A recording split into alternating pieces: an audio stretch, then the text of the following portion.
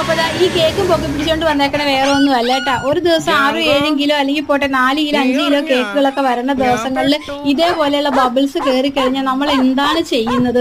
ഒരു കേക്കോ 2 കേക്കൊക്കെ ആണെങ്കിൽ അത്യാവശ്യം ബബിൾസ് കയറുമ്പോൾ ചെയ്യുന്ന ടിപ്സും കാര്യങ്ങളൊക്കെ ഞാൻ വീഡിയോ ഇടാറുണ്ട്, പറഞ്ഞു കൊടുക്കാറുണ്ട്, ഞാൻ ചെയ്യാറുണ്ട്. പക്ഷെ ഇത് അതിനപ്പുറം ക്ഷമിക്കാവുന്നതിനപ്പുറം ആയേക്കുവാണ്.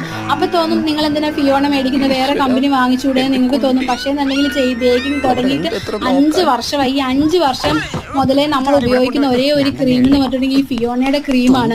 ഈ ഒരു പ്രശ്നം ഒരു സമയത്ത് ഉണ്ടായിട്ട് മാറി നിന്നതായിരുന്നു. അന്നത്തെ പ്രശ്നം എന്ന് പറഞ്ഞിട്ടുണ്ടെങ്കിൽ നമ്മൾ പാലറ്റ് നൈഫ് ചൂടുവെള്ളത്തിൽ മുക്കിയിട്ട് ഐസിങ് ചെയ്യുമ്പോൾ റെഡിയാവാറുണ്ട്. അതല്ലെങ്കിൽ സ്ക്രാപ്പർ നമ്മൾ ഗ്യാസ് ഓൺ ചെയ്തിട്ട് ഫ്ലെയിമേ കൂടി നമ്മൾ ഓടിച്ചിട്ട് ആ സ്ക്രാപ്പർ വലിച്ചിടുമ്പോൾ ശരിയാവാറുണ്ട്.